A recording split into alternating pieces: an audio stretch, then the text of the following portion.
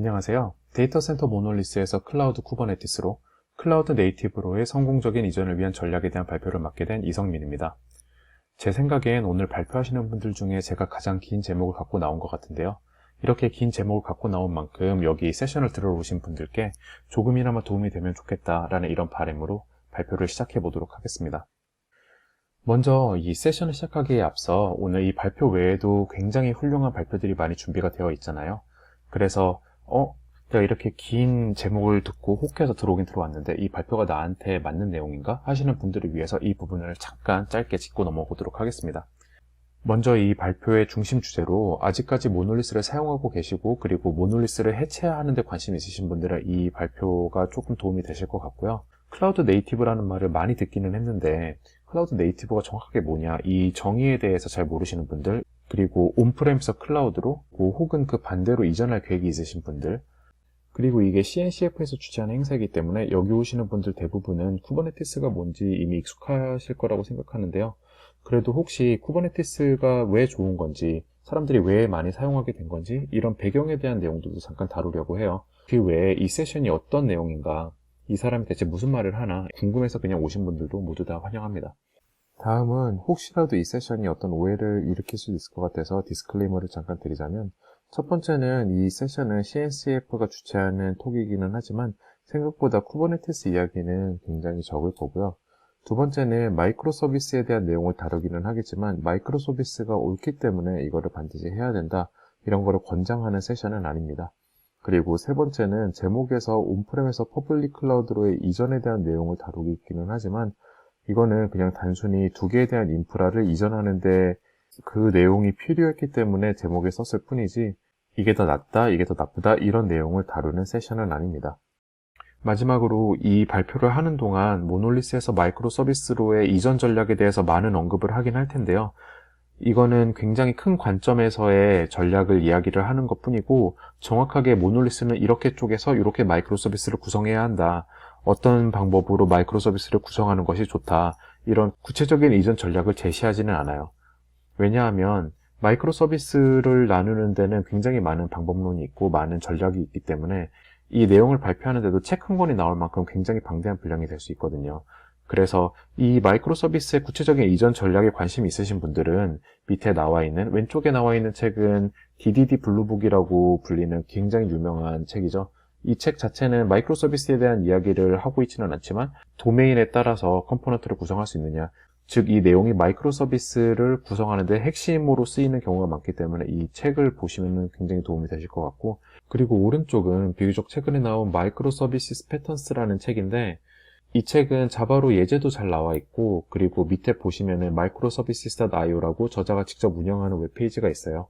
그래서 이 웹사이트에 가보시면 마이크로 서비스 전반에 대한 도식도가 잘 나와 있고 각 도식도를 눌러보시면은 도메인별로 설명들이 잘 되어 있거든요. 제 세션에서도 몇 군데 인용하기는 했는데 이런 책들을 참조하시면 도움이 많이 될 것 같습니다. 그리고 제 소개를 간단히 하겠습니다. 제 이름은 이성민이고요.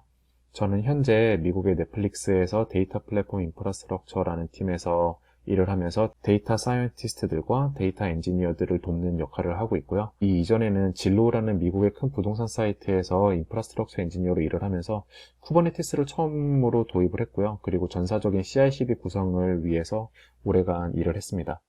먼저 모놀리스의 해체에 대해서 이야기하기 전에 한번 모놀리스의 정의가 어떤 건지 짚고 넘어가면 좋을 것 같아요.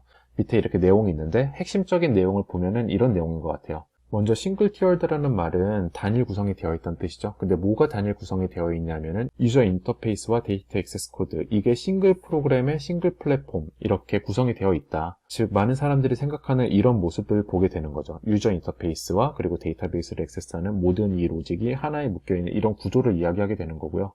사실 모놀리스는 개발 초창기에는 굉장히 직관적이고 효율적인 아키텍처예요. 그래서 많은 사람들이 서비스를 제일 처음 시작하면은 자연스럽게 모놀리스로 시작하게 되는 경우가 되게 많고요. 사람들이 모놀리스 하면은 그거 되게 안 좋은 거 아니야? 이런 부정적인 인식을 갖고 있는데 비해서 장점이 굉장히 많아요. 첫 번째로는 개발 구조가 굉장히 단순하죠. 왜냐하면 여러 컴포넌트들을 여러 곳에서 볼 필요 없이 한 곳에서만 보면 되니까 개발 구조가 단순할 수밖에 없고요. 이 모든 게 한 곳에 묶여있기 때문에 내가 서비스를 테스트를 해야 된다? 그러면은 전체 컴포넌트 자체를 테스트할 수 있기 때문에 테스트 구조가 굉장히 단순할 수 있고요. 그리고 새롭게 배포를 할 때 그냥 이 하나의 번들을 배포를 하면 되기 때문에 배포가 굉장히 용이해요. 만약에 서비스가 많을 경우에는 많은 서비스들을 다뤄야 되지만 이 경우에는 그냥 하나 배포가 잘 되면은 배포가 잘 됐네 이렇게 보시면 되겠죠. 그리고 마찬가지로 하나의 배포가 패키징에 딱 되어 있는 경우에는 서버를 늘리면은 스케일이 되는 거기 때문에 스케일 아웃이라고 하죠. 수평 확장성이 굉장히 좋다 이렇게 보시면 될 것 같고요. 그래서 오늘 발표를 하는 동안 제가 마틴 파울러라는 사람에 대한 이야기를 많이 할 것 같은데, 그래서 마틴 파울러도 오른쪽과 같은 도식도를 보여주면서 다음과 같은 이야기를 했는데, 만약에 당신이 모놀리스를 운용하기에는 너무 복잡한 디자인을 갖고 있지 않다면은 마이크로 서비스는 생각조차 하지 않아도 된다 이런 이야기를 했고요. 그래서 다들 아시겠지만 전세적으로 유명한 서비스들, 예를 들면 넷플릭스, 이베이, 아마존 한때 모두 모놀리스에서 시작을 했다고 해요. 그래서 핵심은 모놀리스가 결코 나쁜 아키텍처인 건 아니다. 오히려 효율적이고 직관적이고, 그래서 개발 초기에는 마이크로 서비스보다도 더 효율적인 아키텍처다 이렇게 보셔도 될 것 같습니다. 여기서 모놀리스의 문제점을 이야기하기 전에 한 가지 시나리오를 살펴보고 넘어갈게요. 여기서 제가 예를 드는 시나리오는 급성장하는 이커머스 서비스를 운영하고 있는데, 이 서비스는 시작한 지 이제 5년차 정도가 됐고요. 이미 수만 명의 데일리 액티브 유저들이 방문을 하고 있어요. 굉장히 큰 규모의 사이트로 성장을 했죠. 그래서 이 유저들의 니즈를 맞추고 새로운 피처들을 개발하기 위해서 엔지니어들도 이미 50명 이상의 엔지니어들을 다 뽑은 상황이고요. 그리고 지속적인 매출 상승과 투자를 받고 있어요. 그래서 종합해서 보자면 이 이커머스 서비스는 현재 하이퍼 그로스 스테이지에 들어왔다. 약간 이런 시나리오라고 보시면 될 것 같습니다. 그런데 보통 아이러니하게도 이렇게 하이퍼 그로스 스테이지에 들어오고 나서야 우리가 더 이상 개발도 빠르게 할 수 없고 운용도 효율적으로 할 수 없구나 라는 사실을 많이 깨닫게 돼요. 그래서 우리는 모놀리스 코드베이스도 갖고 있고 아키텍처도 갖고 있고 그리고 새로운 피처들의 요구는 계속 들어오는데 우리는 그럼 지금부터 어떻게 해야 되지? 라는 상황에 많이 직면을 하게 되는 거죠. 오른쪽에 이 그림은 제가 굉장히 좋아하는 책 중에 하나인 더 피닉스 프로젝트라는 책의 커버에서 따왔는데요. 아직 읽어보지 않으셨다면 이 책은 데브옵스의 우화라고 할 만큼 굉장히 좋은 스토리가 있는 책이기 때문에 한번 읽어보시길 권하고 싶어요. 그래서 모놀리스의 문제점이 뭐냐? 방금 언급한 이커머스 서비스와 같이 규모가 갑자기 커지게 되고 사람들이 늘어나게 되면은 다음과 같은 문제점들이 많이 생겨요. 첫 번째는 당연한 얘기지만 코드베이스가 굉장히 커지기 때문에 아무도 이해하지 못하는 그런 코드베이스가 생기는 경우가 굉장히 많고요. 그리고 CI/CD가 굉장히 어려워져요. 이 모놀리스가 심플할 때는 그냥 전체를 패키징해서 VM에 올리면은 CI/CD가 된다 이렇게 볼 수도 있겠지만 너무 코드베이스가 크기 때문에 사람들이 다 지금 작업하고 있는 부분에 문제가 없어야 릴리즈를 할 수 있는 거잖아요. 그런데 50명이 넘는 사람들이 한 코드베이스에서 일을 하고 있으면 모든 변경사항들이 문제가 없다 이런 확신을 갖고 릴리즈를 하는 게 굉장히 어렵고요. 그렇기 때문에 Git 플로우를 쓴다던가 아니면은 뭔가 다른 게이트키핑 방법을 이용을 해서 여기까지의 변경은 큰 문제가 없는 것 같아. 우리 릴리즈를 진행을 하자 하고 그 부분이 비로소 프로덕션의 릴리즈가 되게 되는 거죠. 다음은 작은 변경사항이 큰 문제점을 야기할 수 있다는 점인데 예를 들면 한 컴포넌트의 아주 작은 부분을 바꿨어요. 그랬더니 이 컴포넌트에 메모리 리익이 발생을 해요. 운 좋게 프로덕션으로 릴리즈가 되기 전에 이 문제를 발견했다고 하더라도 예를 들어 이게 발견된 시점이 릴리즈 테스팅 기간에 발견이 됐다. 그러면 릴리즈가 더 오랜 기간 프리즈가 되고 새로운 기능이나 이런 것들이 더 늦어지는 그런 사태가 벌어질 수 있겠죠. 그리고 마지막으로 새로운 기술을 적용하기 위해서는 옛날에 있던 코드베이스에 계속 기능을 붙여야 하기 때문에 이런 작업을 계속 오랜 시간 동안 반복을 해서 하다 보면은 내가 만들고자 했던 거는 예쁜 사람의 모형인데 어느 순간 보면은 다리가 3개가 되어 있고 팔이 4개가 되어 있고 이런 애초에는 원하지 않았던 프랑켄슈타인과 같은 그런 아키텍처가 나오는 케이스들이 종종 있죠. 그래서 여기 오른쪽에 보시면 이건 3년 전인가 4년 전에 레딧에서 굉장히 인기를 끌었던 포스팅 중에 하나인데 위에는 프론트엔드, 밑에는 백엔드라고 되어 있기는 하지만 저는 밑에 백엔드를 그냥 인프라스트럭처, 아키텍처 이렇게 봐도 무방하다고 생각을 해서 위에 있는 프론트엔드는 굉장히 예쁘고 귀엽고 아름다운 그런 모습을 가지고 있지만 밑에는 문어다리도 달려있고 이런 무시무시한 모습을 볼 수 있죠. 그래서 우리는 지금까지 이런 모놀리스의 문제점에 대해서 이야기를 해봤고 이 모놀리스의 문제점은 사실 굉장히 오랜 시간 대두되었던 문제였어요. 그래서 아까 전에 이야기했던 Gitflow나 이런 부분도 이런 문제점을 최소화시키기 위해서 나왔던 방법론 중에 하나였고 이런 모놀리스의 문제점을 해결하기 위해서 나온 컨셉 중에 하나도 역시 클라우드 네이티브나 데브옵스 이런 것들이 이런 문제점을 해결하기 위해서 나온 부분이었고 이런 DevOps가 추구하는 방향성은 대부분 전통적인 소프트웨어 디벨롭먼트 사이클, 예를 들면 뭐 워터풀 방식이라던가 이런 곳에서 나오는 문제점을 해결하기 위해 대두된 것들이 많아요. 그래서 아까 잠깐 언급하기도 했었던 더 피닉스 프로젝트의 일부 저자가 아주 유명한 DevOps 리서치 책인 엑셀러레이트라는 책을 썼어요. 그 책을 보면 성공적인 DevOps를 판단하는 4가지 기준이 나오거든요. 그 4가지 기준은 다음과 같은데, 왼쪽에 보시면은 deploy frequency, 즉 얼마나 자주 디플로이를 할 수 있냐. 그리고 lead time for change라는 거는 우리가 코드를 바꿨어요. 그럼 이 코드가 프로덕션까지 나가는데 얼마나 오랜 시간이 걸릴 수 있냐. 다음은 MTTR로, MTTR은 mean time to recovery의 약자인데, 즉 뭔가 새로운 배포를 했을 때 문제가 생기면은 이 문제를 다시 회복하는 데까지 얼마나 많은 시간이 걸리느냐, 이거를 나타내는 척도고요. 그리고 change failure rate란 우리가 배포를 했을 때 얼마나 자주 문제가 일어나느냐, 이런 거를 나타내는 척도예요. 그리고 이 low, medium, high는 현재 조직 전체가 얼마나 효율적으로 DevOps 혹은 이 벨로시티를 운영하고 있느냐에 대한 척도인데, 사실 처음에 이 엑셀러레이터라는 책이 나왔을 때는 여기 나와 있는 표보다 훨씬 더 엄격하지 않았어요, 숫자들이. 그런데 이제 여기 나와 있는 숫자는 제가 이번에 2021년 리포트에서 제가 받아서 업데이트를 한 건데, 이 숫자를 보면은 훨씬 더 많은 오르가니제이션들이 점점 더 효율적인 DevOps를 운영하고 있다. 이것은 또 다른 말로 하면은 그만큼 많은 회사들이 이 문제점을 받아들이고 변경을 해왔고, 그리고 더 많은 회사들이 모놀리스를 해체하고 클라우드 네이티브에 가까운 방식으로 서비스들을 운영하기 시작했기 때문에 이런 발전 사항이 있지 않았나 저는 조심스럽게 생각을 한번 해봅니다. 그래서 CNCF, 즉 클라우드 네이티브 컴퓨팅 파운데이션이죠. 여기 GitHub을 가보시면은 CNCF에서 생각하는 클라우드 네이티브가 무엇인지 그 정의를 각국 다른 언어로 잘 정의를 해놨어요. 이건 이제 한글 버전이고, 이 중에서 조금 중요한 내용을 짚어보자면은 이 부분이 아까 전에 잠깐 설명을 드렸던 엑셀러레이트라는 책에 나왔던 4가지 매트릭에 대한 내용이 나와 있고요. 즉 회복성, 이런 게 아까 전에 말씀드렸던 MTTR 같은 부분이라고 보시면 되고, 그 뒷부분에 얼마나 자주 최소한의 노력으로 예측 가능하게 수행할 수 있느냐, 이 부분이 아까 전에 그걸 잘 설명을 하고 있죠. 그래서 이게 클라우드 네이티브의 정의라고 한다면, 그렇다면 이 정의를 잘 따르는 어플리케이션을 어떻게 만들 수 있느냐, 이런 서비스는 어떻게 만들 수 있느냐 한다면, 이게 바로 요즘 많은 분들이 잘 알고 계시는 더 12 팩터 앱이라고 해서 좋은 요소들을 이렇게 정리를 잘 해놨고요. 이거는 나중에 관심 있으시거나 하면 한번 찾아서 보시면 좋을 것 같아요. 그래서 이렇게 쿠버네티스가 등장을 하게 되는데, 쿠버네티스는 앞서 말씀드린 클라우드 네이티브에서 제시하는 방향성을 가장 잘 따라가고 있는 인프라스트럭처라고 볼 수 있겠죠.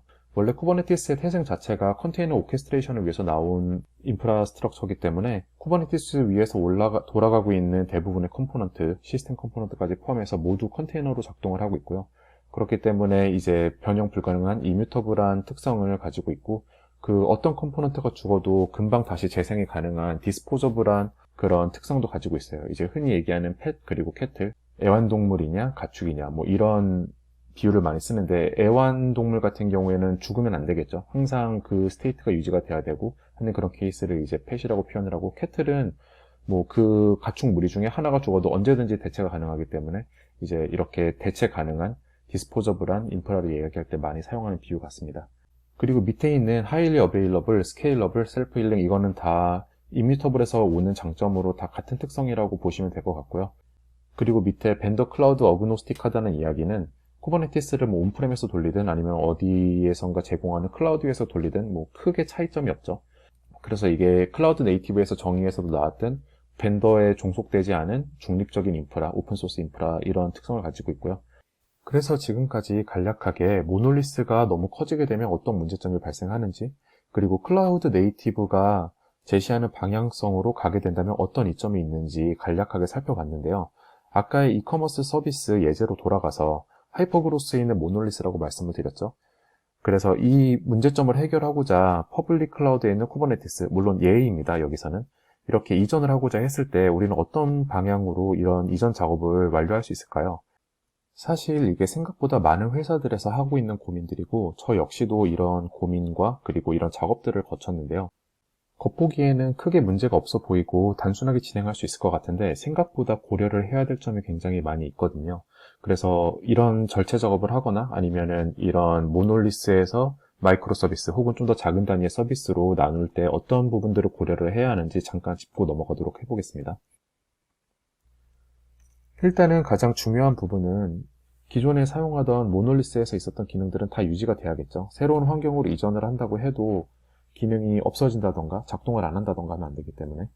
그리고 두 번째로는 데이터 센터에 현재 지금 있는 인프라를 클라우드로 이전을 해야 되는데 이 자체가 하나의 큰 토픽이 될 수 있어요. 왜냐하면 뭐 지금 현재 사용하고 있는 데이터베이스를 이전하는 것도 그렇고 뭐 특정 서비스가 VM에서 돌고 있는 게 있는데 이걸 그대로 옮겨가지 않으면 서비스에 문제가 생긴다. 이런 케이스가 있기 때문에 이 이전 작업 자체가 하나의 토픽이 될 수 있을 것 같고, 그 다음으로는 현재 여태까지 쌓았던 모놀리스를 뭐 마이크로 서비스라고 하기에는 조금 거창할 수 있지만 조금 더 작은 규모의 서비스로 전환을 할 수 있어야지 그래도 우리가 클라우드 네이티브에 가까운 생태계를 구축할 수 있다, 이렇게 볼 수 있을 것 같고요.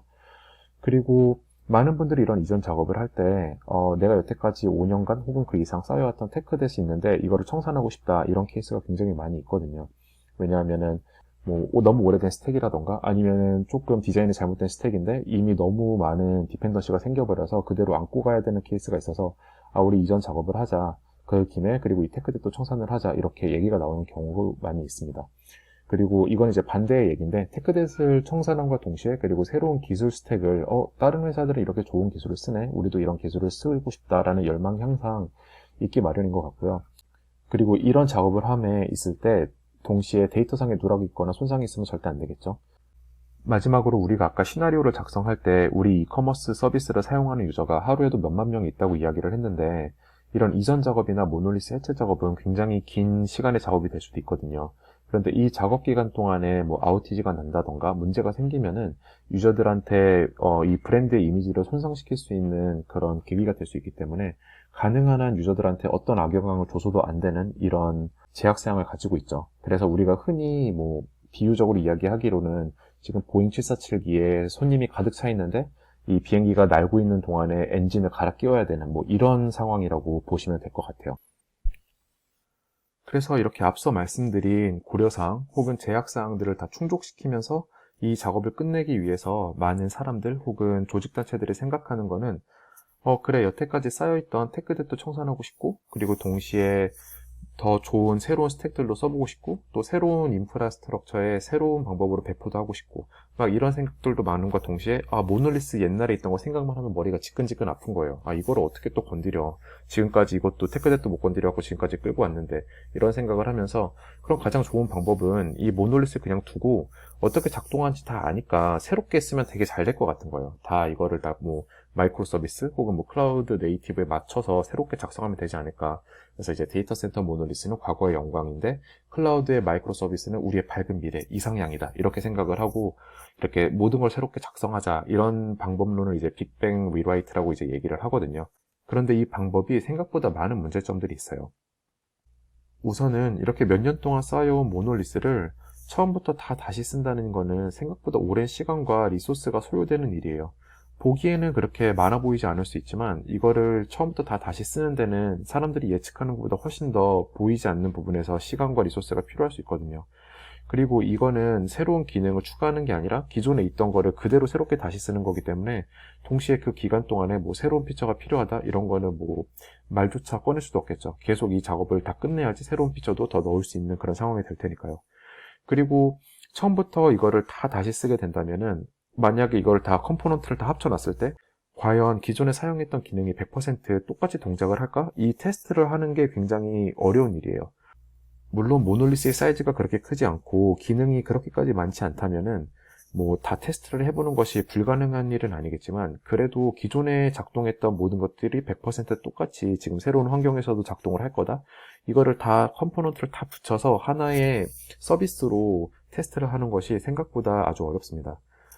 그리고 이 작업을 다 끝내는 동안 모놀리스의 인프라는 인프라대로, 그리고 새로운 쿠버네티스 혹은 클라우드 네이티브의 인프라는 인프라대로 장시간 공존할 수밖에 없어요. 왜냐하면 지금까지 계속 매일매일 들어오고 있는 수만 명의 유저들은 모놀리스에서 계속 서빙이 돼야 되는 상황인 거고, 그리고 우리는 동시에 그 시간 동안 새로운 인프라에서 계속 작업을 해야 되는 상황이고, 결국 언젠가 이 작업이 다 끝났을 때야 비로소 절체를 할 수 있는 그런 상황이 되는 거거든요. 동시에 이게 종료 시점의 예측이 생각보다 굉장히 어렵기 때문에 처음에는 뭐 한 반년이면 끝날 것 같은데, 한 1년이면 끝날 것 같은데 했던 일도 시점이 더 길어질 수도 있고, 또 이런 일이 발생하게 되면은 내가 온프렘에서 이미 계약을 맺어놓은 상황이 있는데 계속 이 계약을 연장을 해야 된다던가 아니면은 계약 기간을 예측을 잘못 측정을 해갖고 더 많은 페널티를 물게 되고 이런 경우도 생각보다 자주 볼 수 있는 그런 문제점들입니다. 그래서 아까 전에도 잠깐 언급했던 마틴 파울러가 이 빅뱅 리라이트를 경고하면서 한 이야기가 있는데 빅뱅 리라이트가 개런티할 수 있는 유일한 것은 하나의 새로운 빅뱅이다. 즉 와장창이 된다는 이야기죠. 그래서 마틴 파울러가 이렇게 빅뱅 리라이트에 대한 비판만 하고 이야기를 마무리 지은 건 아니고 자기 스스로 좋은 모놀리스 해체에 대한 방법론을 제시를 해줘요. 이 오른쪽에 있는 사진은 스트랭글러 피그라는 나무인데 한국말로 하면은 교살자 무화과 나무라는 이제 좀 무시무시한 이름을 가지고 있는 나무예요. 그래서 어느 날 마틴 파울러가 자기 아내와 같이 호주를 여행을 하고 있는데 그 호주에 열대우림 정글이 있는 곳을 관광을 갔대요. 거기에 이제 이 교살자 무화과 나무라는 나무들이 많이 자생을 하고 있는 곳이었는데 이 나무의 특징은 일반적인 나무들은 열매를 맺고 새들이 이 열매를 먹고 변을 보면 씨앗이 보통 이제 바닥에서 싹을 틔우잖아요. 근데 이 교살자 무화과 나무 같은 경우에는 새들이 씨를 먹고 변을 보면은 여기는 이제 열대우림이 굉장히 울창한 곳이기 때문에 나무까지 위로 떨어지는 경우가 굉장히 많거든요. 그러면 이 씨를 다른 나무 가지 위에서 이렇게 틔워서 이렇게 줄기를 내린대요. 그러면은 줄기를 점점 이 양분을 빨아먹으면서 줄기를 내려서 마침내 이 줄기가 땅에 도달하면 땅에다가 뿌리를 박고 그리고 지금까지 내려온 줄기로 원래 숙주로 삼고 있던 나무를 옥죄서 더 이상 햇빛을 제대로 받지 못하게 하고 말려서 죽이는 이렇게 성장하는 방식을 가지고 있대요. 어떻게 보면 조금 잔혹한 방법이긴 한데 사실상 이 열대우림의 생태계에는 굉장히 도움이 되는 나무라고 하더라고요. 아무튼 마틴 파울러가 이 나무에 대한 이야기를 이렇게 듣다가 이렇게 조금씩 줄기를 내려서 땅에 뿌리를 박고 숙주 나무를 조금씩 말라 죽이게 하면서 결국은 자신이 하나의 새로운 나무로 탄생하는 이 패턴을 보면서 이게 마치 우리가 모놀리스를 해체하고 새로운 서비스를 향해 나아갈 때 이런 방법의 패턴을 사용하면 좋을 것 같다라는 생각이 문득 들었대요. 좀 더 소프트웨어 개발의 방법론적으로 이야기를 하자면 이제 현재 가지고 있는 모놀리스, 즉 이 상황에서는 기존에 갖고 있던 숙주의 나무가 되겠죠. 그리고 모놀리스를 쪼갠 새로운 서비스들, 이 상황에서는 스트랭글러 피그, 즉 교살자 무화과 나무가 되겠죠.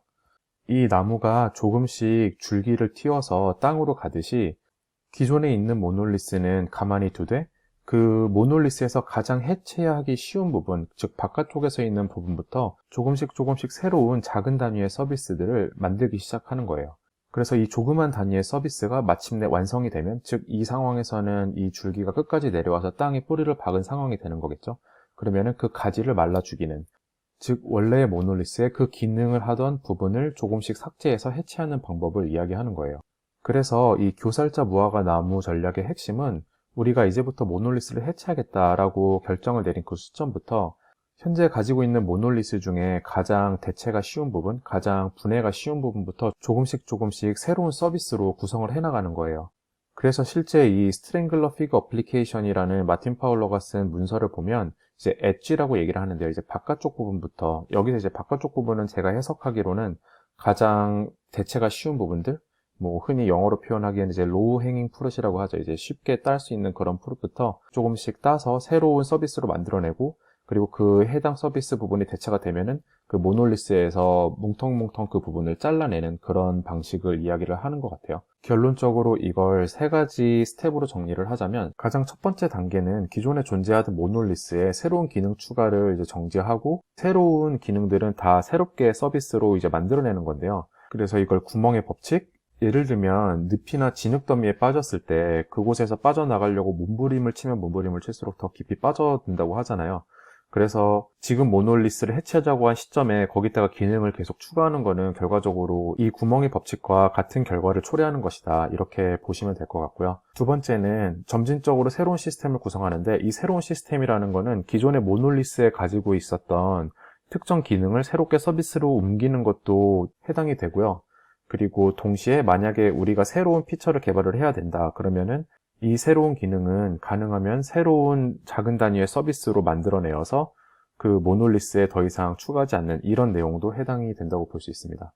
그리고 만약에 우리가 새롭게 추가한 서비스가 기존 모놀리스에 있던 특정 기능을 대체하는 거다라고 한다면은 그 기존에 있던 모놀리스 내에 그 해당 부분을 조금씩 삭제하면서 모놀리스의 사이즈를 줄여 나가는 거죠.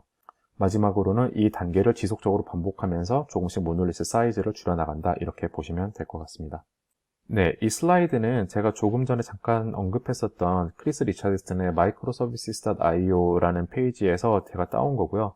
이 그림이 많은 사람들이 이야기하는 스트랭글링 더 모놀리스, 그 교살자 무화과 나무 패턴을 따른 도식도라고 보시면 돼요. 아주 간략하게 나와 있는 도식도이기 때문에 사실상은 이렇게 부드럽게 전환이 되기는 쉽지 않겠죠. 그렇지만 방법론적으로 이런 컨셉이다라고 이해하시기 좋은 것 같아서 제가 가지고 왔고요. 밑에 보시면 이제 모놀리스가 조금씩 양이 줄음과 동시에 그 위에는 서비스들이 조금씩 늘어가고 있죠. 그래서 이제 큰 모놀리스를 해체해서 서비스들이 늘어난다. 그리고 또 한 가지 주목할 만한 점은 이제 녹색 부분이죠. 녹색 부분은 새로운 피처가 필요할 때 이 서비스들은 기존에 있던 모놀리스로 들어가는 것이 아니라 새로운 환경에 이렇게 추가가 된다, 이렇게 보시면 될 것 같습니다. 네. 그래서 지금까지 저희가 모놀리스를 어떻게 마이크로 서비스 혹은 조금 더 작은 단위의 규모의 서비스로 해체할 수 있는지 그 전략에 대해서 이야기를 해봤다면, 이번에는 우리가 한 인프라를 새로운 인프라로 어떻게 옮길 수 있느냐, 이거에 대해서 이야기를 잠깐 해보려고 해요.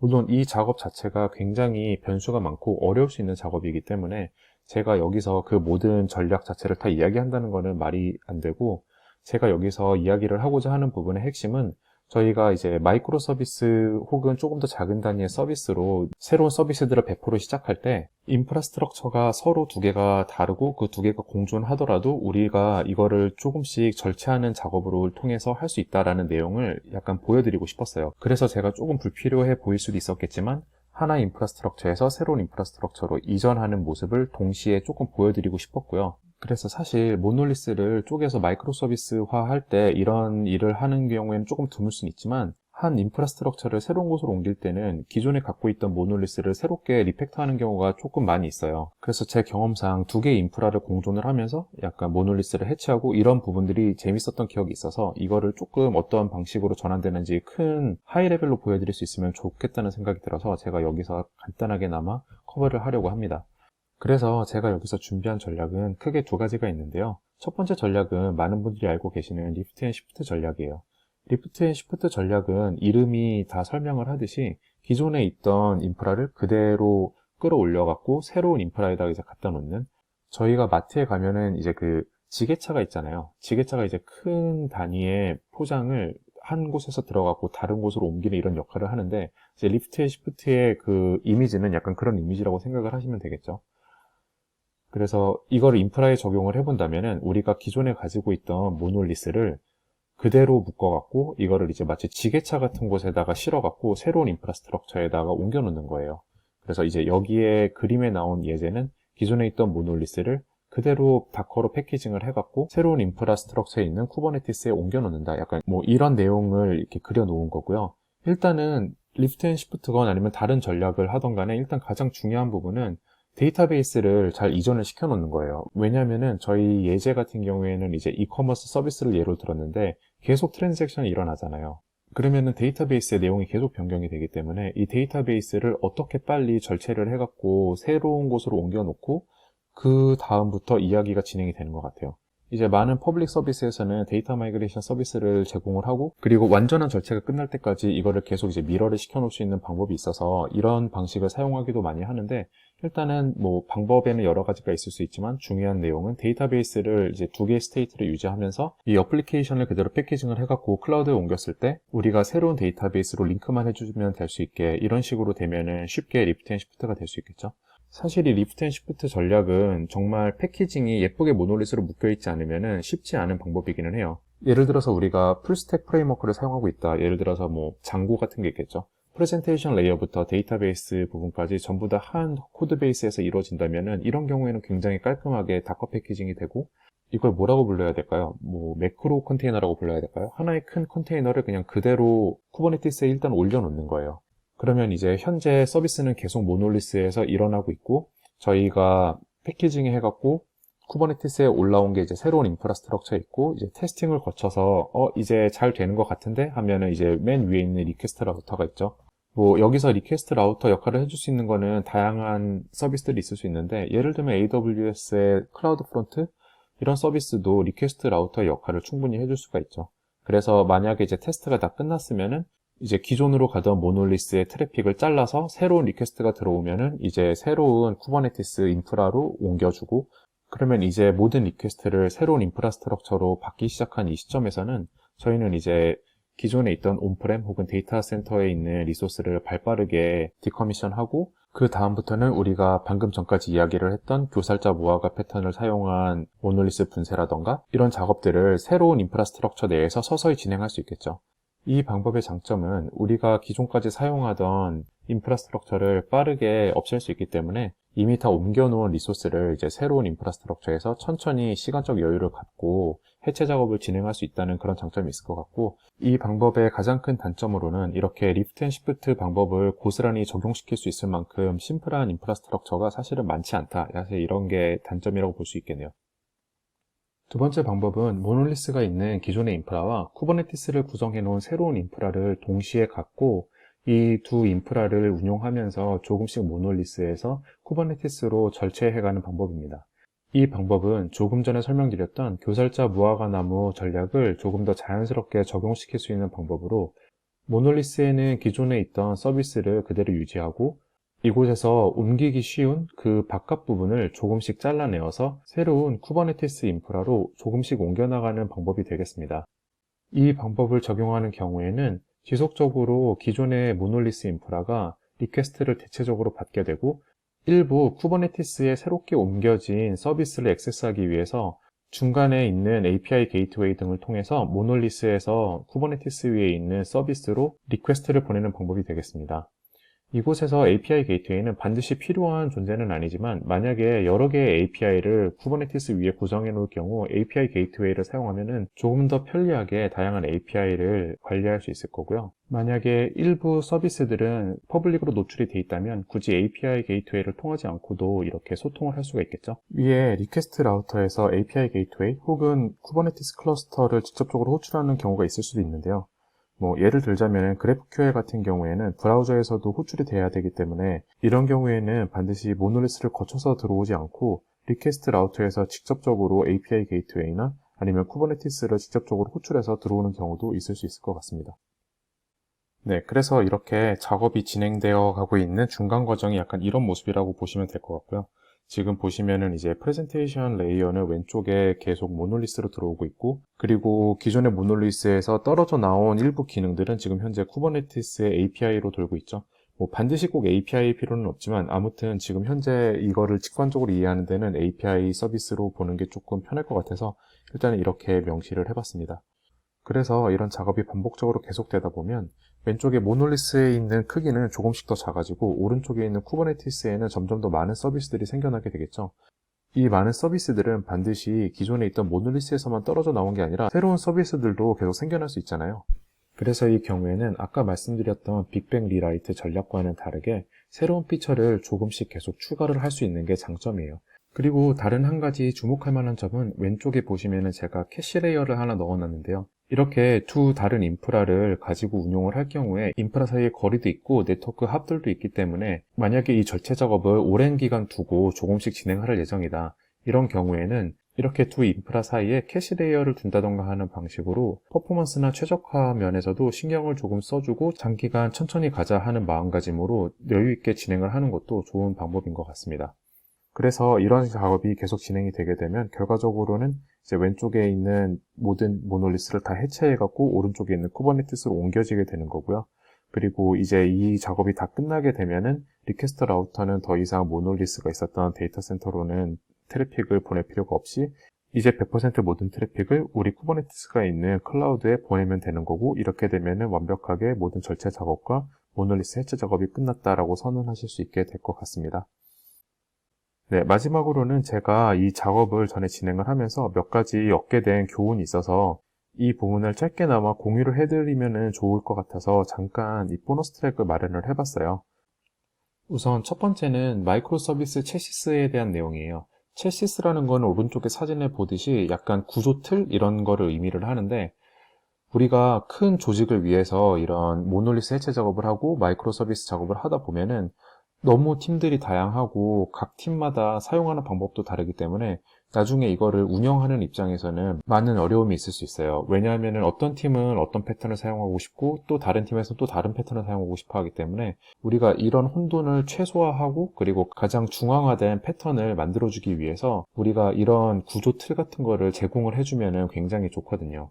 그래서 이런 채시를 만드는 방법에는 사실 여러 가지가 있고 가장 대표적인 방법으로는 코드 제너레이터나 SDK를 이용을 해서 사람들이 공통적으로 많이 이용하는 부분들을 손쉽게 생성할 수 있도록 해주는 방법도 많이 쓰이는 방법이고요.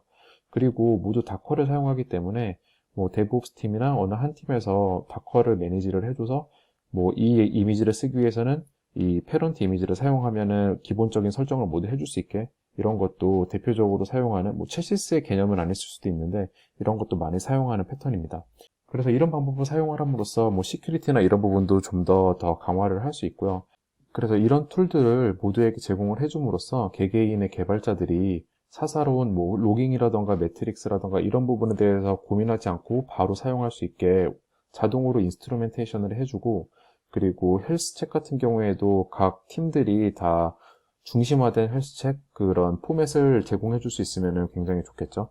CI/CD는 사실 체시스 내부의 패턴은 아니기는 한데 CI/CD 역시 사람들이 코드 제너레이션을 하거나 할 때 뭐 기본적인 부분은 다 자동으로 생성해 줄 수 있는 부분들이 많이 있기 때문에 이 카테고리에 한번 넣어봤습니다. 그래서 우리가 문방구에 가서 어떤 완구 제품 사면은 그 안에 배터리 포함되어 있습니다. 이런 문구 있잖아요.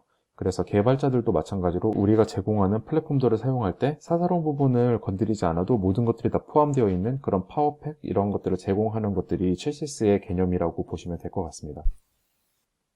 그리고 가장 중요한 내용으로는 이제 로드 테스팅이 굉장히 중요한데 로드 테스팅을 관과하시는 분들이 많이 있더라고요.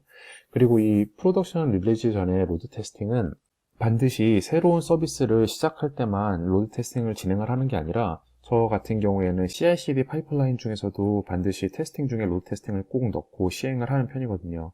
그리고 로드가 많이 발생할 때 에러율이 갑자기 올라가지 않는지 아니면은 뭐 메모리 릭 등 이런 문제가 발생하지 않는지 이런 부분들을 테스트하는데 굉장히 중요한 게 로드 테스팅이다 이렇게 말씀드릴 수 있겠고요. 다음 슬라이드는 이거는 제가 이제 실제로 로드 테스팅을 하는 부분을 제가 스크린샷을 조금 떠놓은 건데 이제 왼쪽 같은 경우에는 타겟 RPS를 5000으로 잡아놓고 조금씩 스케일링이 되는 부분을 보여주고 있는 거예요. 저는 이제 과거에는 로커스트라는 오픈소스 로드 테스팅 툴을 썼었는데 이렇게 UI로 이벤트를 볼 수도 있고 그리고 제가 파이프라인에 넣었을 때는 헤드레스 모드로 사용할 수 있어서 굉장히 편리하게 잘 사용을 했던 그런 툴이었고요.